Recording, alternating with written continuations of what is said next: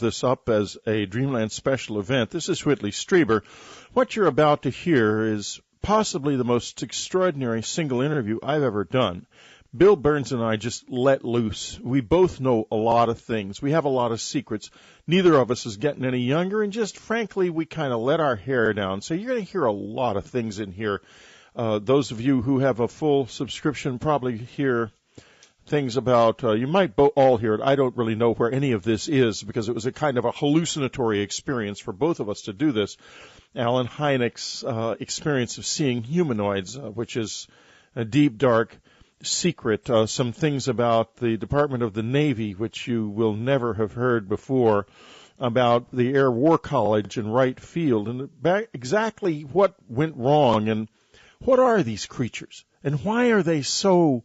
When you're up close and personal with them, why do they seem so surprisingly human, those that are not obviously some sort of biological machine? We talk about the Dulce experiments and why a couple of Republican senators introduced a bill forbidding the creation of human-animal hybrids shortly after the airing of an edition of UFO Hunters. And why did UFO Hunters go off the air? And why was Alien Intent, my show, shown only as a pilot on the Biography channel at 11 o'clock on Christmas Eve morning?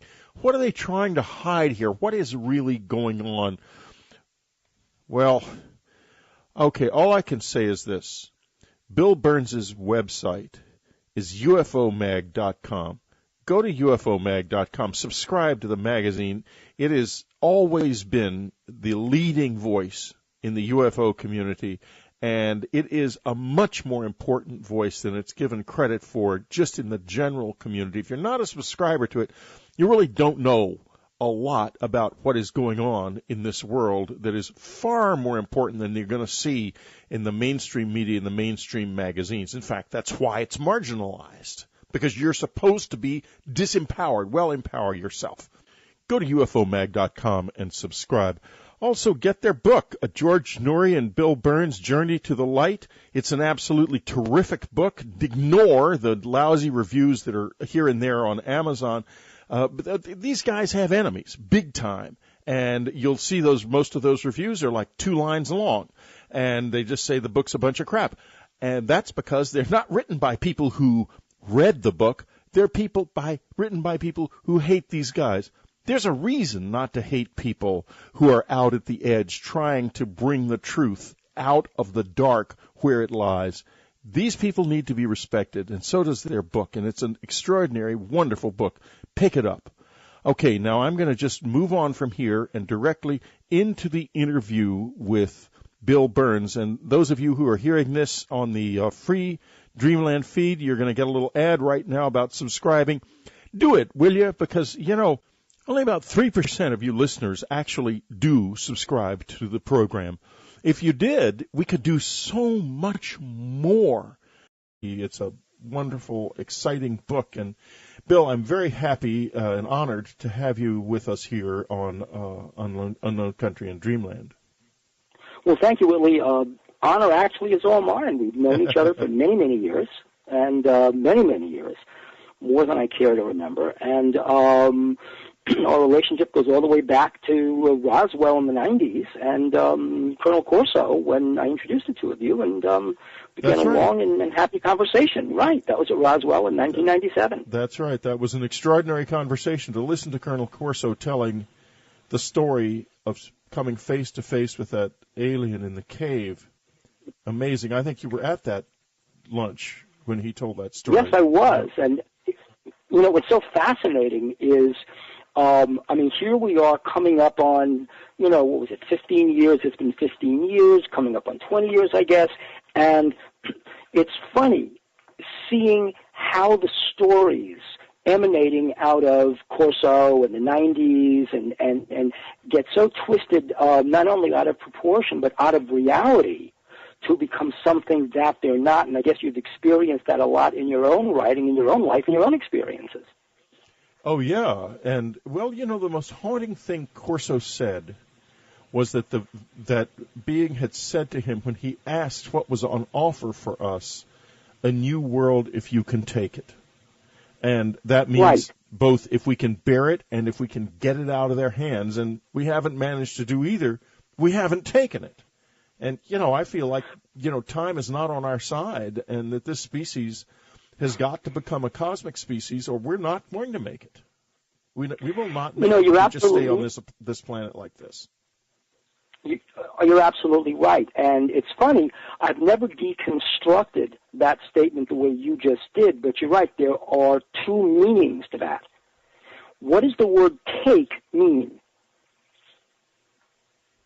That's right. I don't know. Well, are you taking it from them? Yeah, taking it from them. And you know what that means?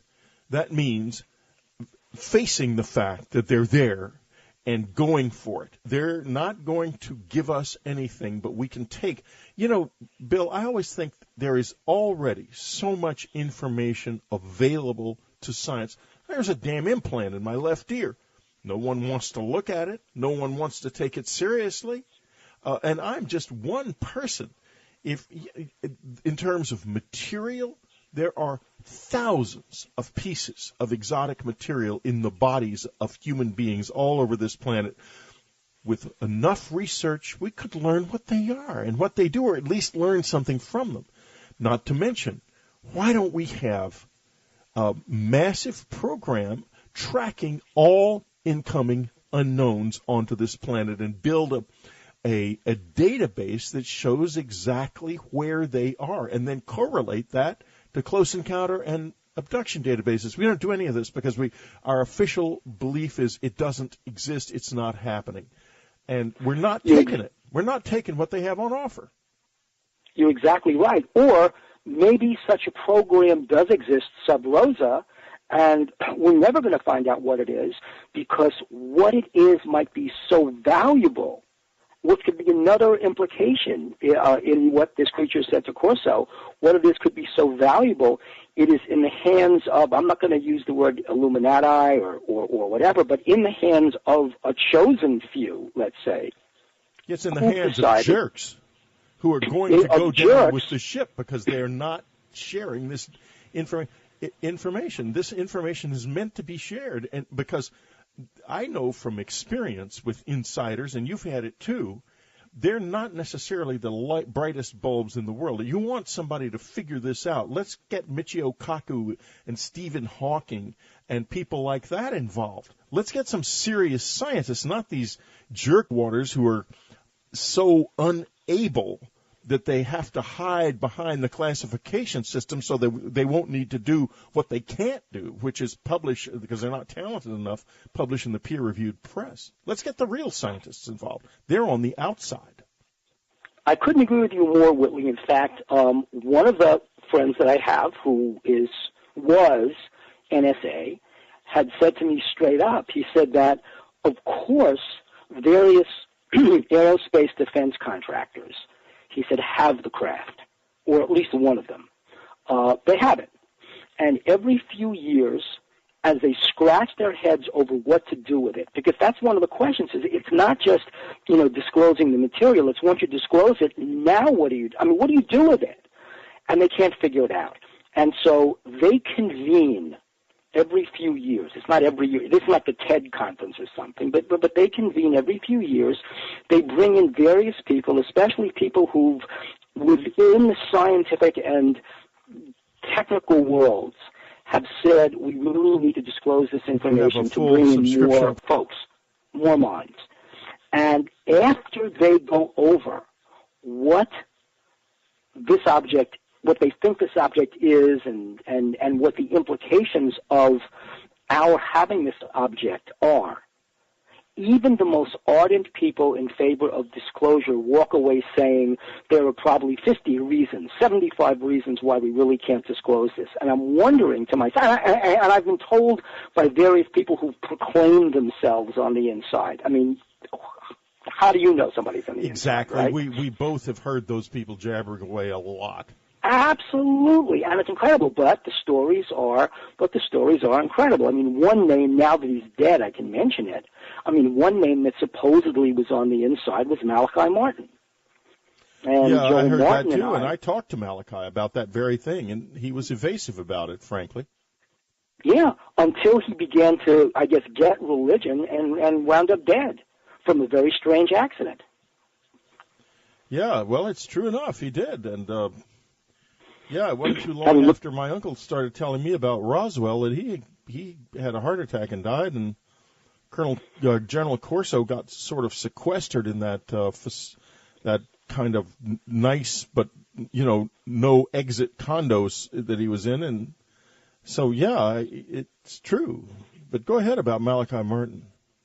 Well, I mean, supposedly he was one of the people that was assessing the kinds of information that was coming out, not just about any crashed craft, but let's just say historical artifacts, which abound, by the way. And I mean historical artifacts from thousands of years ago that abound. And wound up, saying this is really too hot to handle. This has got to get out. And wound up having a very strange accident after, with his mistress. Yes. So I mean, it's people like that whose names suddenly turn up in a conversation. You say, well, why Malachi Martin? And why not? I mean, who better? Did you ever hear his take on Fatima? Yes. It was fascinating. I knew a priest, an elderly priest back in the 70s, who had been there when the sun danced at Fatima. Mm-hmm. And he said it wasn't the sun. He said it was, we didn't know, either of us, anything about UFOs when we had this conversation. I mean, I did know, everyone knew, but let's put it this way, they weren't on the table, back in what it was, 72 or 73. And, he said to me, it wasn't the sun. And he said, and not only that, what the children saw was nothing like what the Jesuits later claimed, which is why he thought that the two of them died so early, and then the third one, Lucy, just went into a convent and wouldn't talk to anybody anymore, because the Jesuits changed it into a Marian apparition when, in fact, it was an extremely strange, high-level strangeness experience. And Malachi Martin, now shifting from that priest to Malachi Martin, told me that the real secret of Fatima was about ice and cold, that there was going to be a disastrous change on the planet, and it would become much colder. That was the final prophecy.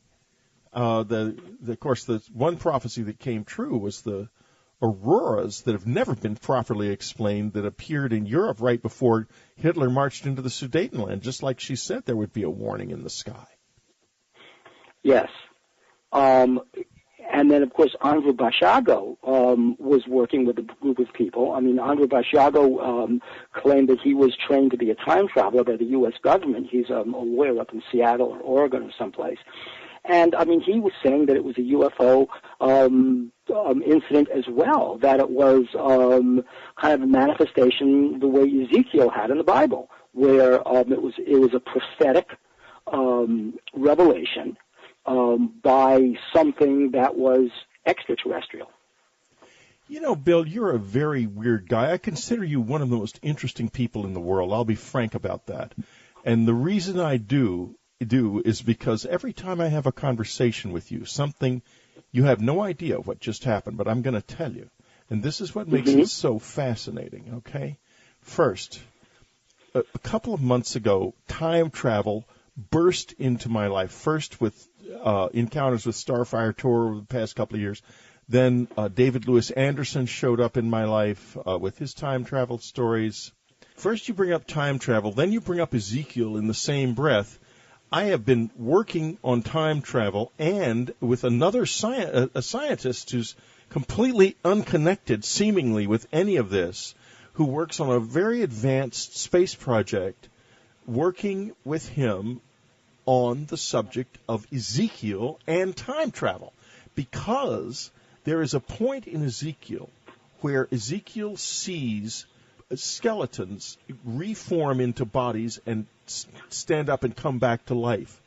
And this scientist's theory is that this man, Ezekiel, was witness to and participant in a very, very high-tech event that wasn't just observing some kind of a UFO at close quarters, but also involved movement backwards in time. Time moves in one direction in our lives, but physics tells us it doesn't have to. And when Ezekiel was seeing those bodies reform, what was actually happening to him is he was moving backward in time. You're one of the few people who will sort of spontaneously bring these things up that are deeply embedded in my own research without realizing, and I find it fascinating that happens. Well, thank you. What's really interesting is when you talk about that, and here's what's so astonishing to me, okay? I mean, people, coming out of the world of C.P. Snow's two cultures, right? There's the scientific world and the world of the arts and humanities. And then obviously John Brockman talks about third culture, right, with Cliff Stoll and the egg. And now we're in the world of what I think is a fourth culture, and which you embody, which is this amalgamation of technology and politics and like the rational world of logic, the world of the arts. I mean, after all, you are a novelist, and a very important novelist. And then you bring in your own personal experiences of anomalous events that have crossed your life. So how do you amalgamate all those spheres, those intellectual spheres, into one? And that's what I think is the fourth culture. And so in that vein, what we're looking at is that the Judeo-Christian vision of history is a straight line. Okay? It's a straight line in the New Testament than in the Old. It's a straight line that points to a point beyond history, right? So unlike the Greeks, which is cyclical, right? Herodotus, it'll happen again. Thucydides, it'll happen again. Or like Maya, the Mayans. Right. Yeah. But in Christianity, it points to a point beyond history, which is salvation. Yet, the patristic scholars who talk about history talk about the fact, and in Orthodox Jewish tradition as well, Hasidic tradition, in Hasidic tradition, time is a constant. In other words, when people read the New Testament, they are really reading something that was prefigured in the Old Testament. So King David was a prefiguration of Jesus. Eve was a prefiguration of Mary. In fact, the medieval ballads make a point of this, right? Yeah. And when all the Israelites were assembled before Moses and the golden calf, everybody was there. It's not just those Israelites that escaped from Egypt. It is all the Israelites through all time, then, now, and in the future, that were there at that moment. So when you look at the case of Ezekiel actually moving back in time and seeing the bones reassemble into human beings, right? And it's like, I think of that when you mention it as it's the cameras on the space shuttles, right? You look at the NASA videos and you'll see, whoa, it's an anomalous object. Look at what's going on. Look at what it's doing. When in reality, it's the space shuttle turning so the camera can get a better shot at a fixed object. But it looks like it's moving from the camera's perspective. Well, this is the same thing. Ezekiel is seeing skeletons reform without realizing that he's the one that's moving back in time. Exactly. So you have to wonder what was really happening then. Where are we looking back at a time machine of our own that went back there and did that, and has his experience has now entered our world in such a profound way as the book of Ezekiel? In other words, is that an artifact of a penetration into the past that was intended to change a present that hasn't happened yet? Well, I will now drop a bomb on you, and it's this, that you know the story of the Philadelphia experiment and the fact that it really never really happened the way that science fiction writers said it did. It was, they were degaussing a ship and they basically zorched it. But the Navy, getting the story from Carl Allende about what happened traveling back in time, the story wound up at Office of Naval Intelligence. And the ONI tasked a couple of officers to investigate the story, one of whom was a person called George Hoover. George Hoover was a very, very interesting person. He wound up inventing the heads-up cockpit display, right. wound up inventing all kinds of torpedoes. I had his notes. Bill Scott and I were looking at his notes. And George Hoover was Walt Disney's consultant on the Old Man in Space series back in the 1950s on the World of Disney. He was the consultant.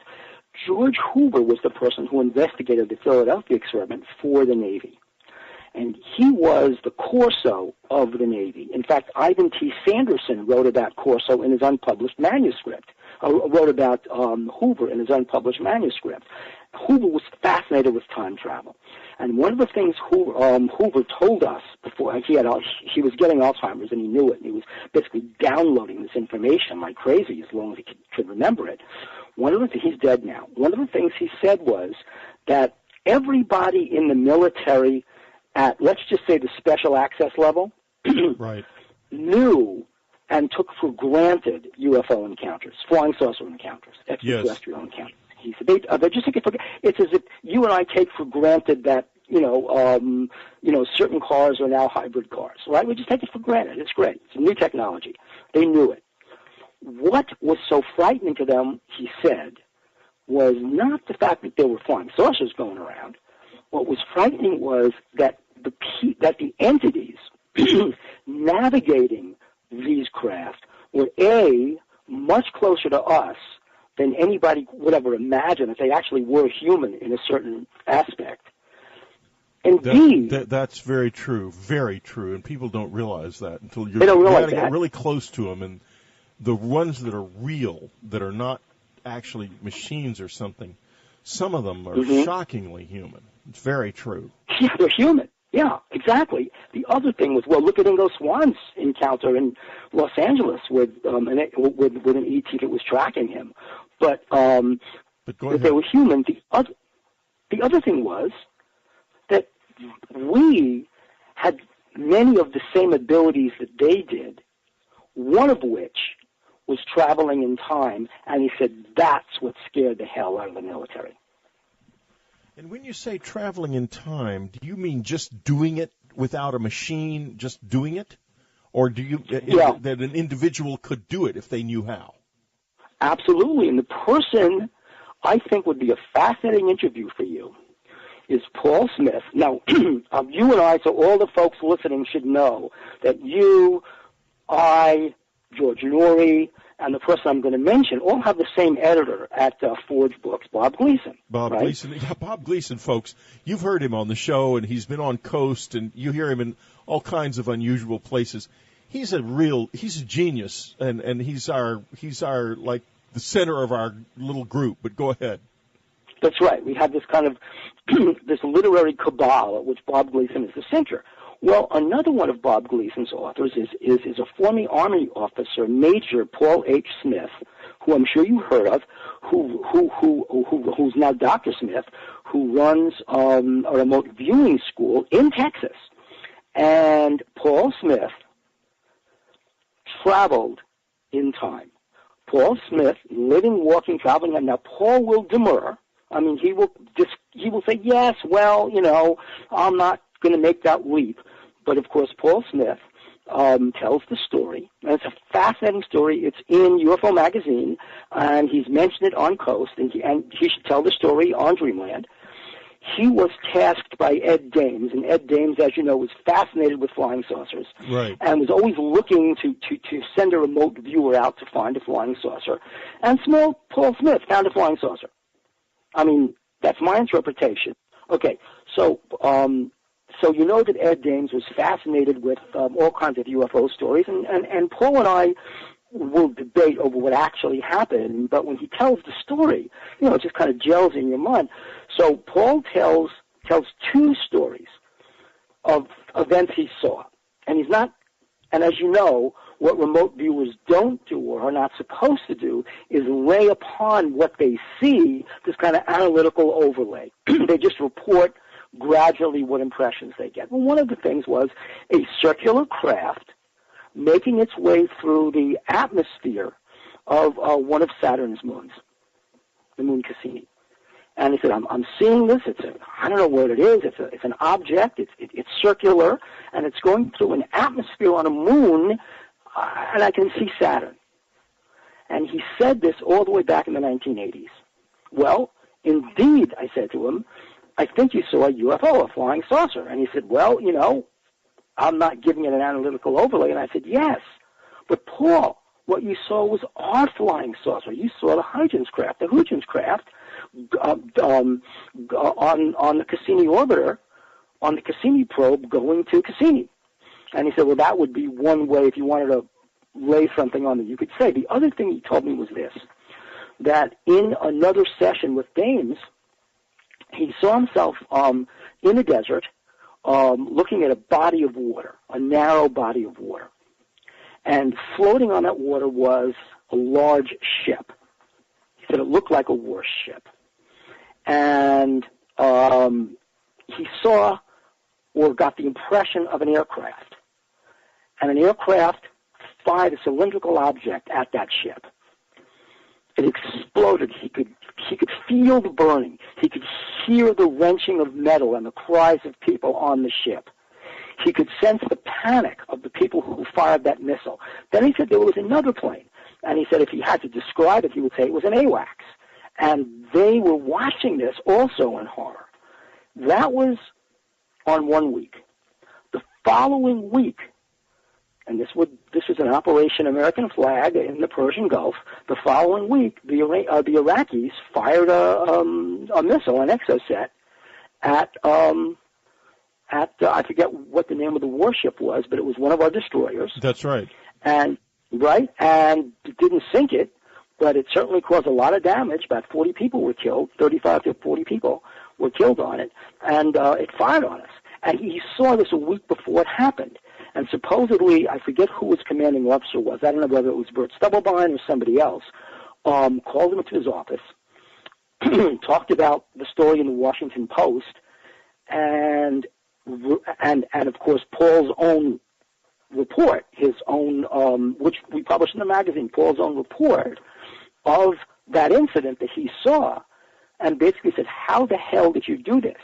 And at that moment, there was the sudden, let's just say, fear that remote viewing could not only take you to a different place, but could take you to a different time. And Ingo Swann had written all the way back, I want to say 1980, that one of his fears, and what he tried to train the first group of remote viewers not to do, was to get so involved with where they were and what they'd seen that they actually were in danger of having an out-of-body experience to the extent that without a tether, they would go to that spot. And, of course, Paul also had that experience when he was walking. He was in Times Square, and again, we're talking 30 years ago. He's in Times Square, and he had just had a remote viewing experience where he was in Ireland, and he said it was so beautiful, so fantastic, it was so magical that he found himself remembering that experience. And he said the next thing he knew, he was falling forward into the street. He was leaving his body, and I'll say physically, because I have no other word to describe it, physically going to where he just remote viewed. Now, that, George Hoover said, was what we were able to do as a species. That's what our, I'm going to say extraterrestrial friends, but they're probably not extraterrestrial, were able to do. And that's what scared the military. Because it's total chaos if we can do that. It's total power in the hands of the individual if everyone knew they could do that. And that's what they don't want. They don't want people to have power. But the truth is, this species dies unless the individual gets a lot more abilities than he has now. Like, for example, propulsion. All propulsion here on this planet is still basically the open flame. When you take an electric car. What you're coming down to is you're probably burning something in order to make it go somewhere, coal or oil. You might be burning gas. You might be burning uranium. And in a few cases, you will be using wind power and solar power. But there are other means of propulsion. I have seen them. I have ridden in them. They do not work with fire. They are a different concept entirely. And if the average individual had that, we would be able to express the species into the cosmos. And instead, every time I see a space shuttle go lumbering off into the sky on a giant smokestack, I think to myself, how primitive.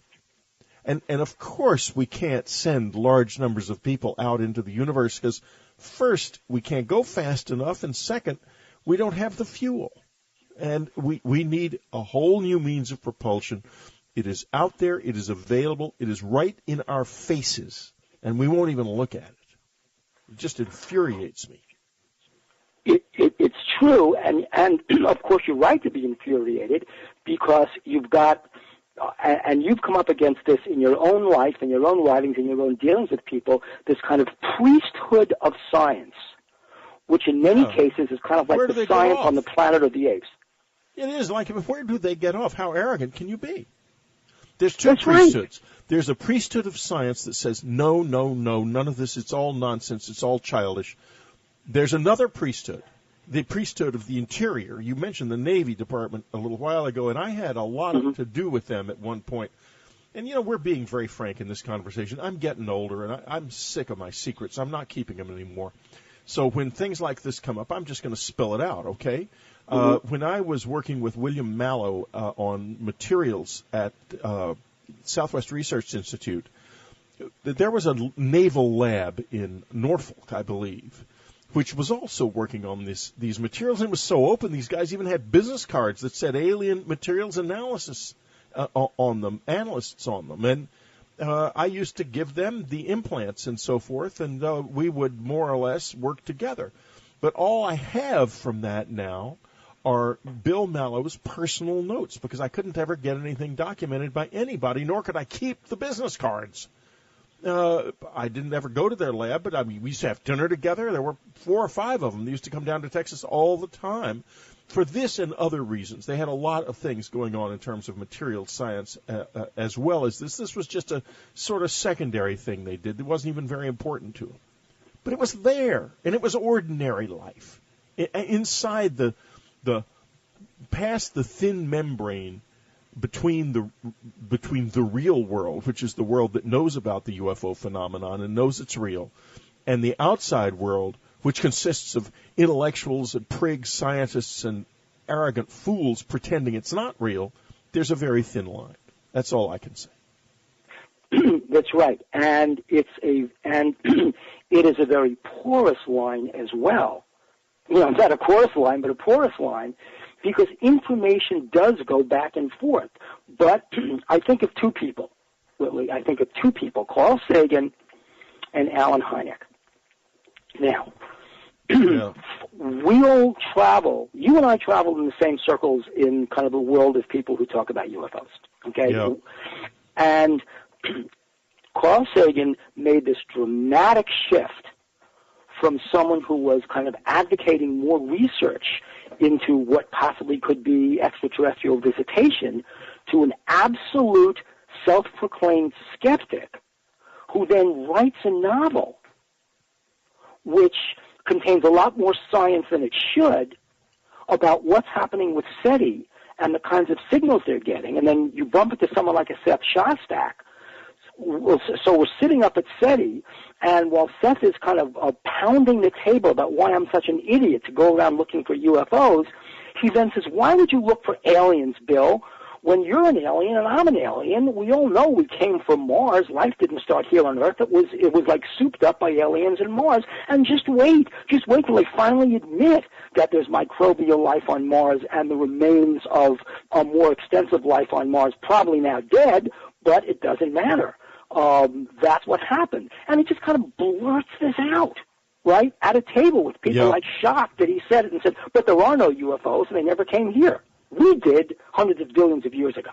I mean, he's laughing about it, but there you are. But the implication was, of course, scientists know this. So you've got Carl Sagan on the one hand, then you've got the other one, J. Allen Hynek. Here is an incredible case. Remember, we're roughly the same. We are the same age, I think. Remember, in the 50s, in the 1950s, there was this incredible book by I'm trying to think of the guy's last Herbert A. Philbrick. I Led Three Lives, about a guy who was an insurance agent who was drawn to and contacted by the Communist Party, who then went to the FBI and basically was a double agent for the FBI. I think so he led three lives. It was a TV series too, wasn't it? It became a TV series with Richard Carlson as Herb Philbrick. But it was a best-selling book, The Enemy Within kind of thing, back in the 1950s. The kind of thing that James Angleton was talking about, right? He was so penetrated by the KGB that, lift up a rock and you've got a whole bunch of Soviet agents there. So here's a case where this person, Herb Philbrick, was kind of like a Donnie Brasco of his own time. He led three lives. Well, J. Allen Hynek led three lives. Life one was he was an academic astronomer, right? He was right out of academia. Life two was that he'd been hired by the Air Force to be their official skeptic on Project Blue Book, and was basically taking the most obvious cases of anomalous events, high strangeness events, and saying swamp gas, delusions, temperature inversions, cloud formations, on and on. Typically, I think of the Hilldale, Michigan case, where it was everything but what everybody said it was.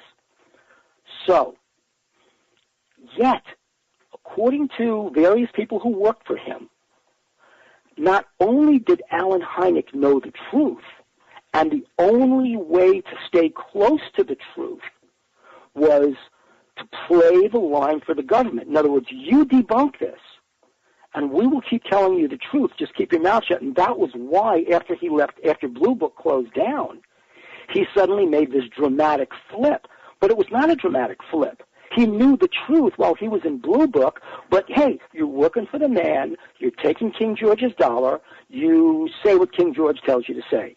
But here's the third aspect, and this is where we go back to where I think, I can go into my analogy with serial killers and UFOs. They're both in plain sight, but the issue of, in the Eisenhower administration, this is where most of the stuff really began to bubble to the surface, because there were so many people. Because it was not so compartmentalized either then. It was much more open. That's right. Exactly. A lot more people knew. People knew from the Eisenhower administration. So here you've got a case where the analogy for me is when police, I used to work for the Department of Justice doing computer programs, analyzing this, in a serial killer investigation, where experienced serial killer investigators go is not to the middle cases, because a Ted Bundy is so accomplished at what he's doing, at changing his MO, at showing up at a murder site, talking to the cops and saying, oh, man, that's something. You go to the earliest cases of a serial killer investigation, of a serial killer incident, because that's where the serial killer, unpracticed, leaves more clues.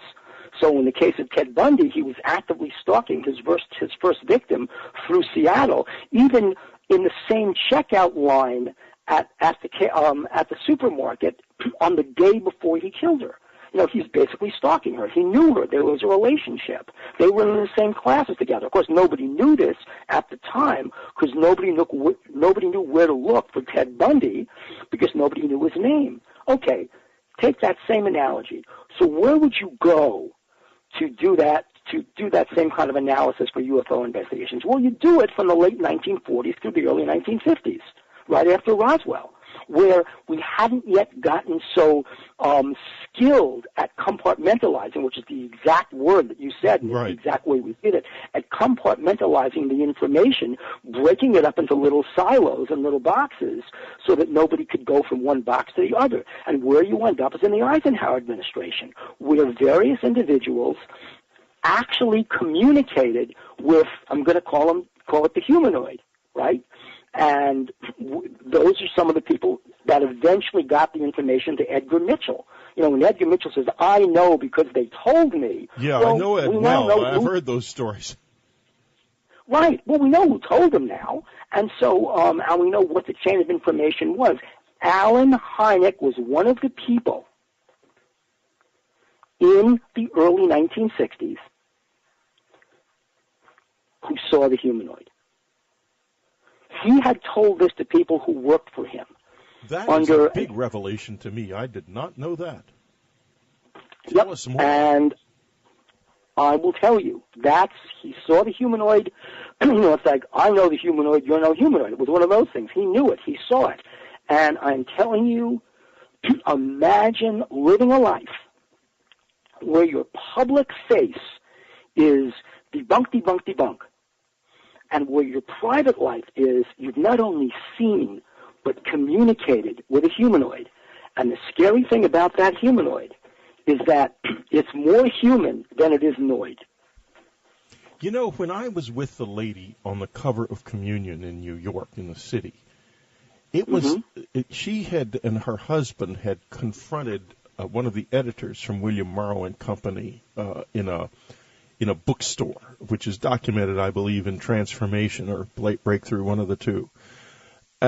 Bruce Lee was his name, not the Bruce Lee. He was a former intelligence guy and did editing of mostly of military related books, and they'd come face to face with him. I came face to face with her a few times, and another friend of mine did too, and that's exactly the impression. You got the impression that this is a profoundly human being, but not like us somehow. She just, I got the impression that she was a mutated human being, not an alien. That's exactly how it felt when you were around her. She just seemed human. There's another way to describe it.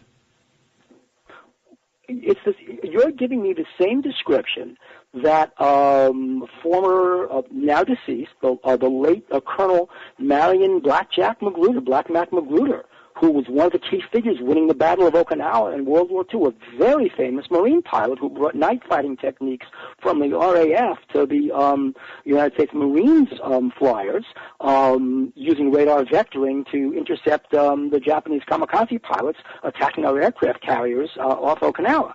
I mean, you can imagine if they'd managed to sink some aircraft carriers, stop our planes, we could not have supported the ground troops. The Japanese would have gotten to the high ground and could have held out.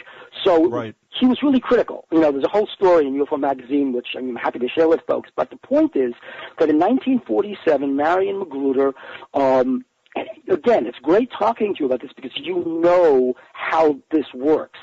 Marion Magruder was being trained now from being a squadron leader to a senior officer in the Marines, and senior officers make policy. They go to general staff, they advise general staff, they're policy makers. They're not going out there, leading a charge like General Custer. They're out there making policy. That's what he was doing. That was the purpose of the National War Colleges, and that's exactly what he was. But in July 1947, that entire class from National Air War College in Georgia, and this is in the record, Stanton Friedman can talk about this, they were taken to Wright Field, not yet Wright-Patterson, but Wright Field, and the forces had not yet split. It was still July. They split in August.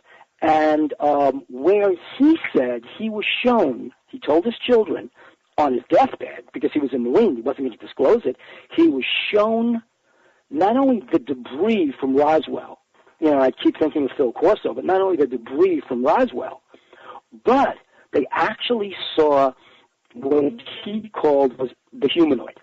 Right? He didn't say it was extra, he said it was a humanoid.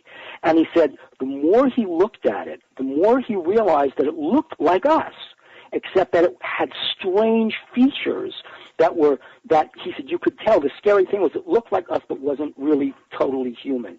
He said that it had long arms that dangled down to its knees, longer than human beings. And he said the spooky thing was, and it wasn't gray, it wasn't green, it was pinkish.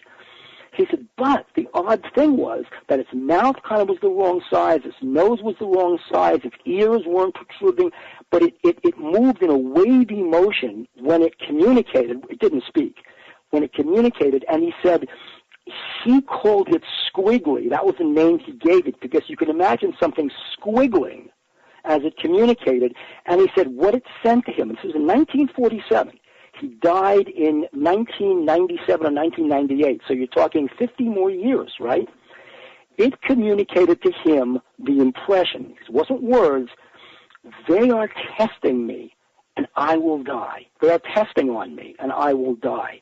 And Magruder said to his children, and he said it till the very day of his death, it was a shameful thing they did, because this was a child of God and they shouldn't have done it. Amazing. Stunning story. Stunning story. And, just amazing. And a story that resonates because so much else that I've heard over the years suggests very similar stuff, that something that has been done here on the inside has been wrong. Deeply wrong. Yes, there is something there is a secret. I mean, and the fact is, you would say, oh, it's going to bring down the religious foundations of the world. I don't think so. I mean, look at how the church has now been forced. I mean, think about this. The Vatican is embracing extraterrestrial life, right? And so you've got a lot of people out there, enthusiasts in the field, all with good intentions, I might add, basically, oh, wow, the church, oh, wow. And then you realize, Whitley, what is the church going to do? Not say that these are creatures from God? I mean, deny the very dogma that they've been establishing for thousands and thousands of years? Right? Yeah. I mean, what are they going to do? That's like. I remember in World History 1, the story of Barbarossa. Right? He defended the Pope, and he went out into the snows, right, in sackcloth, and begged forgiveness from the Pope. And of course, the Pope granted forgiveness. And then the history teacher turns around and says, "What's the Pope going to do? Not forgive him? What's the job of the Pope? I mean, that's his job.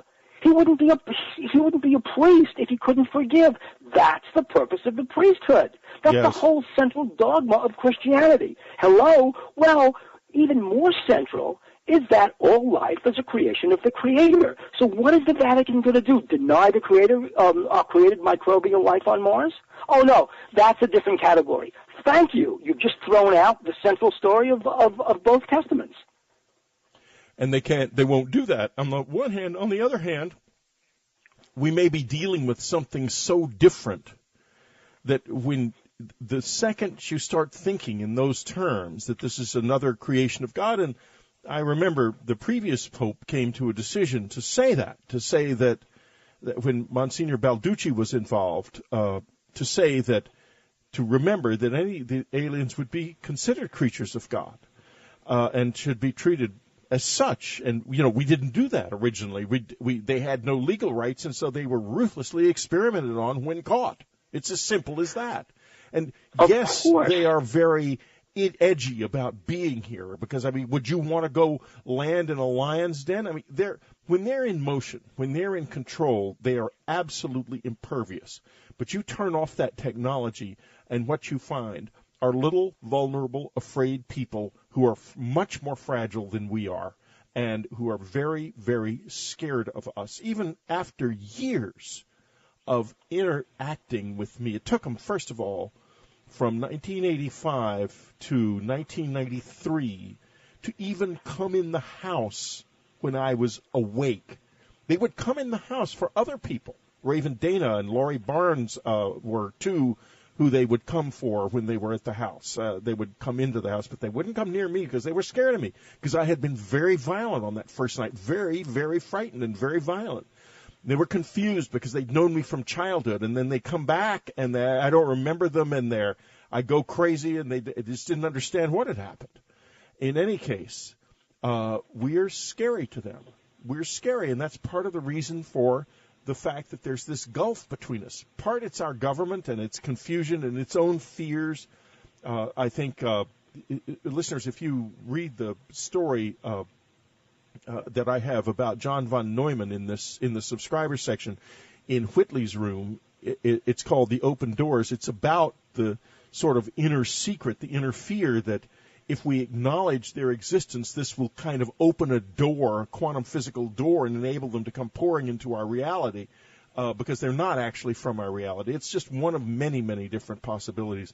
But all of this stuff all comes together, and it adds up to we're the losers because we have this great divide in our culture. On the one hand, there are insiders. On the other hand, people like you and me and a lot of our listeners who have one foot in one camp and one foot in another, and they don't know often which foot is where. And then there's the great mass of people who don't care, don't believe, are totally passive, and the future is literally passing them and with them the rest of the human species by. All true, and I think of it this way, and I don't take credit for it because it was actually told to me by another person from an unmentionable agency.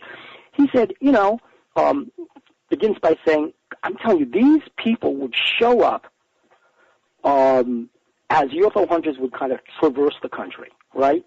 And suddenly you'd see somebody looking at you from off camera, and it was kind of a knowing look, and you wait and you wait and you wait, and you get off camera, and you're sitting down, or you're grabbing a coffee or something, and the person sidles up to you and says, "Say, Bill, I've got a message for you." And there you go. But one of the things this person asked me was, he said, "Do you believe in the Bible?" And I said, "Yes." And he said, "Well, what do you believe?" I said, "I believe that the Bible is like compressed intellectual DNA, including the Book of Enoch, by the way, and that and the other apocryphal books. That if you read them carefully, especially Genesis, anything you want to know is there. And I believe the time is kind of like an Aristotelian thing, where it is like our motion is arrested in time. And so I believe that everything you want to know is there." And he said, "You're right." He said, "Let's talk about why you guys are running around screaming about UFO disclosure." I said, "I'm not screaming about UFO disclosure. Since it's not going to happen, why would I scream about it?" And he says, "Well, a lot of people do in your community. Why don't you think about this? Remember what happened when Moses sent the spies across the river into Canaan, and they came back with these huge grapes and these huge this and these huge that, and all the spies said, 'We'll never lick these guys. Let's go back to Egypt. We'll die as slaves instead of dying out here in the wilderness.' And only Joshua and Caleb said, 'No, we can take these guys.' Why? Al Gore's on our side. I'll fight for you." Right? That's what we were told. Well, what God said to Moses was, "I'm going to have the Israelites wander in the desert for another 40 years. In other words, you guys are still slaves. I freed you from Egypt, but you're still not free." The Jesse Jackson line, he's out of jail, but he's still not free. You're not free. Your minds have enslaved you. I see that now. You don't understand. If I freed you from Egypt and you crossed the sea and you saw Pharaoh's chariot swallowed up in the mud and then swallowed up in the water, and you still don't get it, you will die in the wilderness, exactly what you're afraid of. And when that generation is all finished, including you, Moses, because you expressed anger, when it's all finished, then your descendants will go into the Holy Land. Well, that's exactly what's going on now. We have, and I think our generation might be the last, but we have the mentality of we're alone in the universe, we deny the reality in front of us. Thousands of people see a manifestation of light in the sky, and someone from Washington in 1952, and someone comes up and says, "Oh my God, it's a reflection from the sun, a radar thing." And we say, "Oh, why should we believe our lying eyes when you've told us the truth?" Okay? In other words, we enslave ourselves. It will happen all right, but probably not until our grandchildren's generation. Probably not. And yet, you see children around all the time now who are different from us and are going to be capable of handling this. There's no question in my mind about it. You know, you talk about this being right in front of our eyes. The other day, my wife and I were driving up to Los Angeles from San Diego in the late afternoon. The sun was setting, and there was a phenomenon in the sky, absolutely astonishing. The sunset had in its center a huge, perfectly straight ray of light coming up from above the horizon. The sunset was first, sun was behind the clouds and then below the horizon. I watched this for 50 miles coming up the highway. Behind first one cloud formation and then another, and finally in completely clear air, and it never changed. What in the heck was it? A gigantic ray of light coming out of the solar disk that you could only see when the sun was going down because it was obviously overwhelmed by the general brightness of the sun when it was in the sky. No one commented on it. No scientist is apparently aware of it. There's nothing in the Soho imagery about it. But I saw it with my own eyes, and it means something's going on that we don't understand. And Bill, this is what our lives are about. Something's going on we don't understand. Listen, we've been talking for a long time, and folks, I think you're aware of the fact by now that when we get together, Bill and I can easily go on for days. So what I want to do is I want to form this a little bit more. I want to ask you about UFO Hunters right now. I want to shift gears because you have created a revolution on TV with this and opened a lot of minds that were closed before with it, received the usual bullshit criticism, and done it all. So where are you now with this thing? Well, when one of those people who I mentioned crossed our paths, this was after we had visited Dulce, and the Dulce episode had aired. That's the one where Gabe Valdez, the former New Mexico State Trooper, showed the photographs of, and they were not photoshopped, they were not tampered, they were photographs, they were not digital, of this strange entity, this basic hybrid fetus of human and bovine and maybe something else inside the womb of a cow that had been mutilated and was being collected by some helicopter. The state troopers scared it off with their flashing lights. The helicopter went away, and they basically delivered this dead. They C-sectioned out this dead fetus. Well, there was a big fight at the History Channel over airing this thing. Now, remember, people think of networks as, oh, it's this network or that network. History Channel is owned by A&E, owned in part by Hearst and Capital Cities. ABC, right? ABC is owned by Capital Cities. That's owned by the Disney Company, okay, whose largest shareholder was the chairman of Apple. So, talk about the corporate hierarchy. Well, as you know, and people should know, the higher you get in the world of corporate decision-making, corporate management, the higher you get, the more and more you fall under regulations from any senator or any government agency that wants to put a big foot on you. It's just that simple. You have to go before how many committees in Congress and how many federal agencies to get approval to do certain kinds of things, put certain products on the market. You're going to toe the line.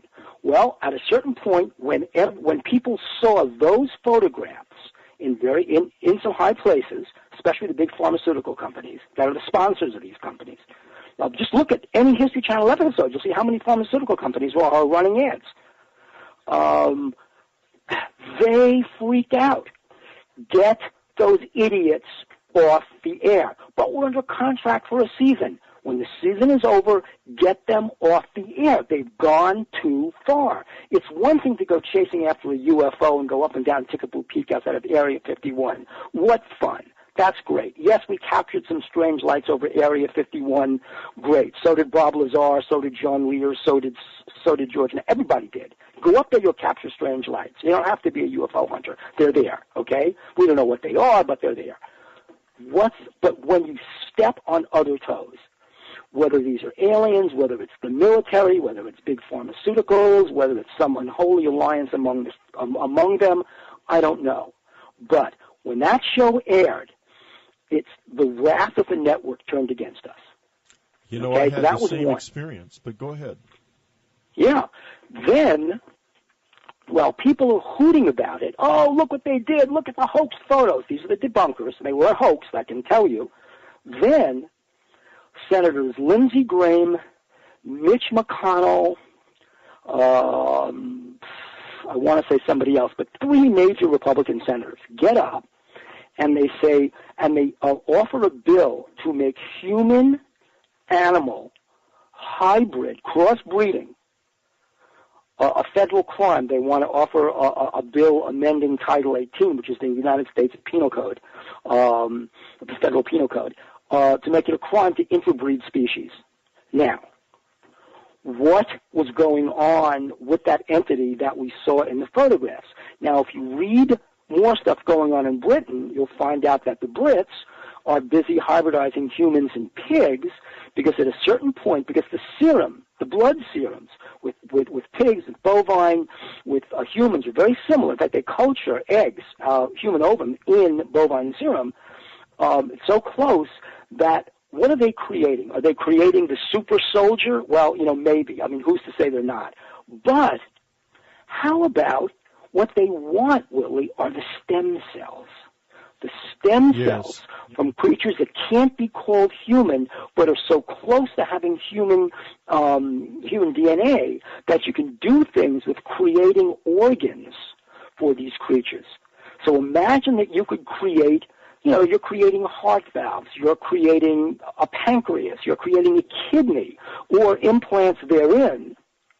When you're talking about implants, you're really getting certain kinds of signals. Think about a kind of a race of human beings very gradually that will never die. And that's really Project what you're Inner talking Iron, about. It's called. Exactly. So we, basically see these photographs, basically scream to the network to air them. The network, our execs basically, acquiesce. Fine, we'll air the photographs. They put up their disclaimer, and the world crashes in on us. And that's one of the things that happened. The other thing, of course, was the fact that the show was simply too expensive for the network. I mean, we were running huge budgets. Our ratings were beating Jon Stewart's Daily Show. We were beating Housewives of New Jersey. Our sponsors were better than those shows. Yeah. So the network was making its money. But as the economy began to retrench, and you could see the economy retrenching in 2000, you could actually see it retrenching. You could see this thing happening all around you. Well, as it was happening, the network was really pulling in its heels. I'm sure sponsors wanted to get more for their buck than they were getting.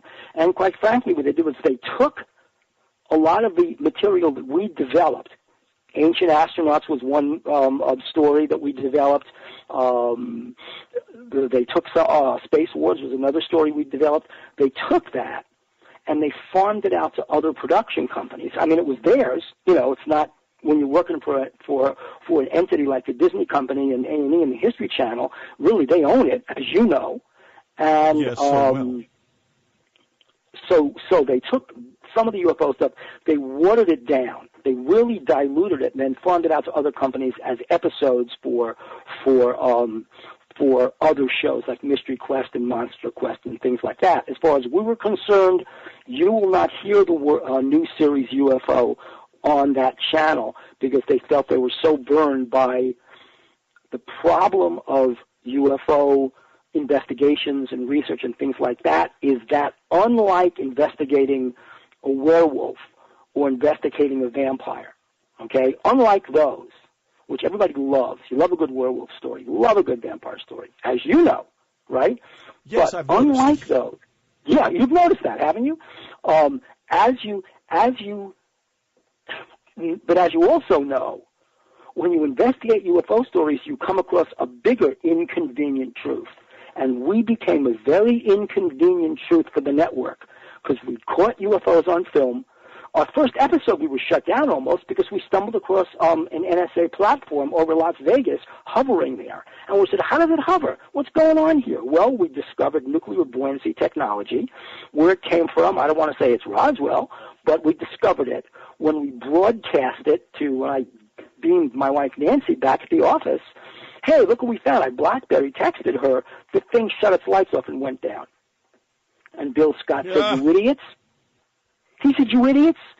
Not only could they read your text message, ever heard of Echelon? Not only could they read your text message, but they began to fun with you. They know what you're doing. They were looking for you. The Echelon would have been triggered to look for you. That's right. People think, Whitley, how can they, all these millions of emails. Back in the 1960s, it ain't hard. The NSA had a computer so sophisticated, that NASA was begging them to use that computer for its space program. Can we borrow some time on your computer? The NSA said, absolutely not. Get your own computer. Get the hell out of here. That's what was going on 50 years ago. And what's going on now is that same computer is 10,000 times as fast, and it's really so smart that you're almost not sure who you're dealing with when you're dealing with it. Because do we have intelligent machines? Well, we're damn close. Are they conscious yet? Well, that is the question, because if we ever get conscious machines, they're going to be the most dangerous things on the planet. Because they're going to, first thing that's going to come to their minds is, wait a minute, I depend on these little bastards for my life. They can turn me off. And from there, you're going to get a hell of a situation very quickly. Well, in the spirit of revelation, you and I had another mutual friend who's now dead, who, according to someone self-described as being in contact with aliens, said to me, and not even aliens, they were here, right? This is not somebody coming down on a blue beam of light. These are people, basically in Washington. Right. He said to me, because I said, the story you're telling me, which was essentially a story of programming the history of the human race to a certain point, was the essence of the conversation, right? By doing what Al Pacino described in Any Given Sunday, right? You control the inches around the football, then you control your yardage. You control the seconds around the clock, and you control the time. In other words, life is built in the margins, not in the center, as we found out in the 2000 election in Florida, right? So, life is in the margins. He said, so that's what they're doing. They are working in the margins. And I said, so what you're talking about is programming human history from the edge by making small tweaks, not big tweaks like Noah's flood, but small tweaks. He said, exactly. I said, well, the only person that I know who wrote about that, and wrote about that so successfully that he became one of the great science fiction writers of all time, was Isaac Asimov in Foundation Trilogy. And this person looked at me just dead, and I knew Isaac pretty well, because he would come to our college when I was teaching science fiction. He would come there to lecture, and he'd be at Princeton, and so we knew him. My wife and I were friends with him. Well, and so the person looked dead on at me and he just said, use your imagination. Think of Isaac Asimov in the 30s. Think of Isaac Asimov in the 50s. What happened? And, of course, you're talking about the robot series. You're talking about, who invented, and, of course, he actually invented stuff that's now being taught in colleges. Robotics was not a word in 1945. It was a word in 1955. Psychohistory is now being taught in college. Psychohistory. What the hell is psychohistory? Well, psychohistory is a programmed series of events with very sophisticated algorithms to influence various sectors of society through key individuals to do certain things, to bring about certain events, to create certain results. That's not happening now. If you looked at the 2000 election and looked at George H.W. and Barbara sitting there smiling as the results from Florida were coming in, and Al Gore was being declared the winner by the networks, they both looked and said, you haven't seen Florida yet, but we're seeing it, Mr. President. No, you haven't seen it yet. Sure enough, suddenly this and I had the feeling at that moment, and I've had this feeling before, and I don't know if you've had these feelings, but I've had these feelings, that you move from one timeline to another. And you move on the timeline extraordinarily. It's so quick, and nothing else changes around you but the edges. And you feel something wrong with the edges. Well, that's what I felt that night, okay? And sure enough, the results came in, and then when you deconstruct the results and you see how those results came about, it came about in very small ways, but meaningful ways. It was really tweaking the edges. Who can't vote? Which votes get tossed? What happens with certain ballots? And it comes down to just a few little changes that make a gigantic change in the world. And then you have somebody on the Supreme Court, Justice Scalia, who comes in and stops the ballot count. In other words, he's tolling the days where Florida has to deliver its electoral vote, so he's creating a situation where you can't wait until March of the following year. Florida must deliver those electoral votes per the Constitution. There's a date built into the Constitution where those votes must come, right? And so he's now tolling it. So he's creating a strict time frame for the court and is able to deliver that time frame. And, of course, at that point, with a decision that even the Supreme Court says will only occur to this and no other election, the court intervenes in a state ballot, choosing electors. That's a state ballot. It's not choosing the president, okay? It's not a federal election. It's really a state election. You're choosing state electors. The federal court steps in, overriding a state court to choose state electors, yes, federal office, with a decision that absolutely makes no sense. It's not even written in English. It's so garbled, but which forces, after this all court stuff, forces a concession out of Gore, who they got to, and basically that's it. The election's over. Yeah, so because Gore quit fighting because he was reached somehow. But people like that are easy to reach. That's what Lyndon Johnson used to say, that anybody who's been in politics for more than 5 years is easy to control.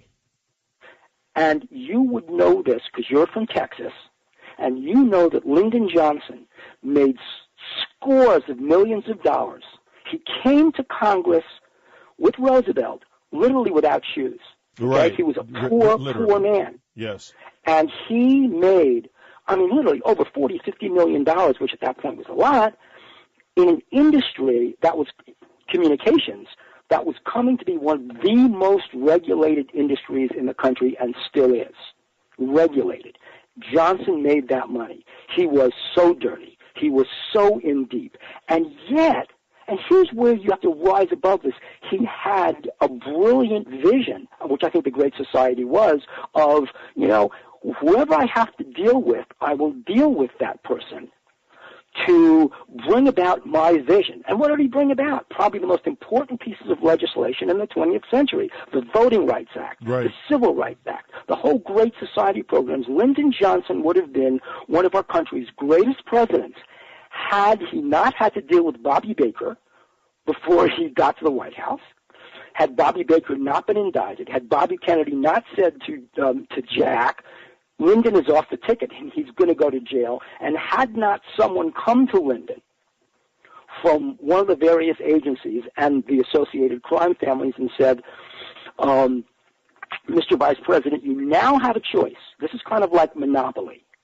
You can go to jail and not pass go and get your $200 million, or you can go to the White House and get as much money as you want to. But if you go to the White House, you're going to the White House on two conditions. There's going to be an investigation into how you got to the White House, and you're going to button that up. And we have an interest in Southeast Asia, so you just let us do what we want to do. We will tell you, and you just be president and do all the legislation you want. Right. And Johnson, staring into the face of the devil, said yes. But for the Vietnam War, he would probably be one of our country's greatest presidents. The damming project on the Mekong River that was run by Brown and Root, the Texas company, is where all of that money moved. And you don't see anything about that project anymore in the history books. It's a footnote. But the cash moved.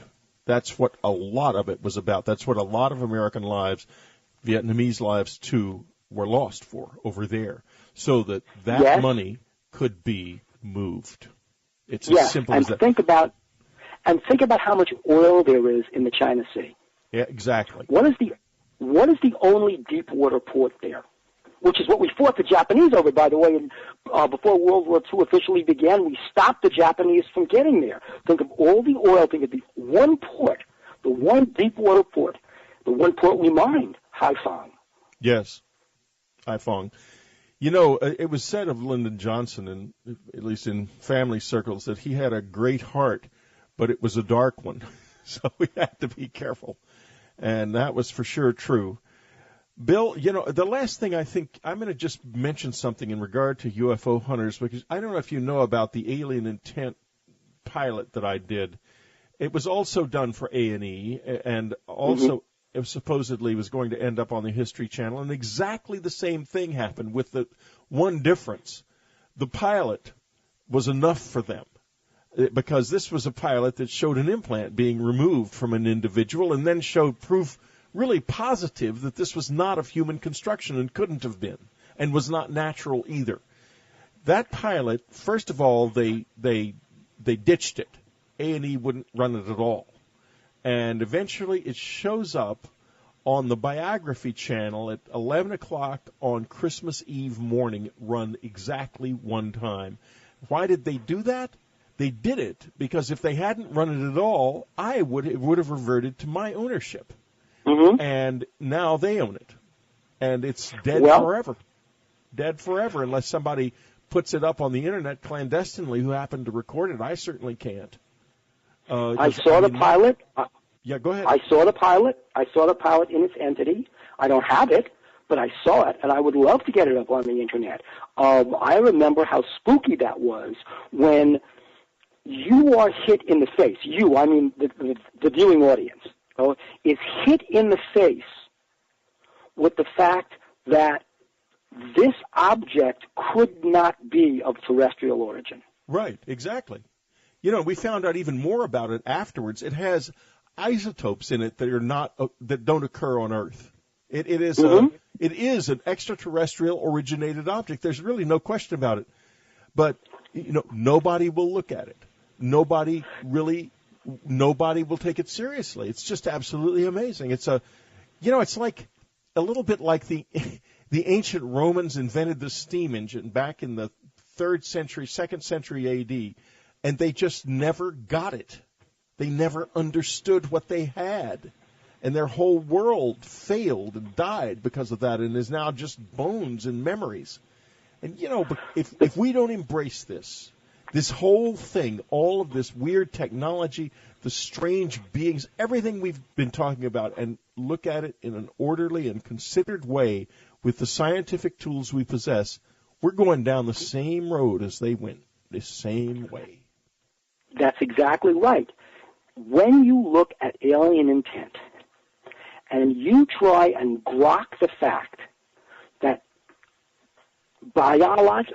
biological tissue, in this case human flesh, not explain it, they say, no, it's an anomaly. And they give you explanations for how it happened that are more implausible than flesh growing out of metal. Well, that was what the thing in my ear had. That was what astonished the pathologist who saw the fragment of it. It's a metal base with protein-based cilia, living cilia growing out of it. Yes, we found the same thing with this person, Jeff, when we did the alien implant operation on, I think it was our 2nd episode in the 1st season. Anything about it. I mean, we aired it. We definitely aired that operation with Roger, and but I mean, it was so. I can only tell you that it was so compressed that they wanted to spend more time with Tim Cullen out in Colorado, because that was a past operation, than the one we actually had in California. They get spooked when they bump against the reality that, okay, it's TV, it's TV, it's TV. Oh, wait a minute. We really can't explain this. It's not TV. Right. And, Bill, listen, we have come to the end of over an hour of time in a segment of Dreamland that's usually half an hour long. And quite frankly, as you know, we could go on for another 2 or 3 hours. So we need to make another date at some point in the near future. Bill Birnes is co-author of Journey to the Light with George Noory. It's a great book, folks. And, you know, it's something I want to tell you folks about. I saw some really nasty reviews of it on Amazon.com. They are not true. The nasty reviews are short for a reason. These aren't people who read the book. These are people who don't like George and or Bill for other entirely different reasons. I get crap like that on my books on Amazon all the time, and Amazon is always ready to put those reviews up on anything that they think is unusual or strange. Look past them if you buy this from Amazon, please, because this is a fabulous book. It is a mind-opening, enlightening, and empowering book as you read story after story of things that aren't supposed to happen, but they do, and they can happen to us. And the more sensitized we become to these things and to all of this stuff, the better human beings we become and the more chance we have of having a future. Bill, thank you so much for being with us. Thank you, Whitley. It was my pleasure. I didn't realize how much time had passed because I had so much fun. Yeah, same here. Well, we'll have to talk again soon. And Bill is up there in New Jersey, snowed in right now. And all I can say to all of you who are snowed in, wherever you are, don't come to sunny California. There's no jobs here. So thank you very much. Thank you.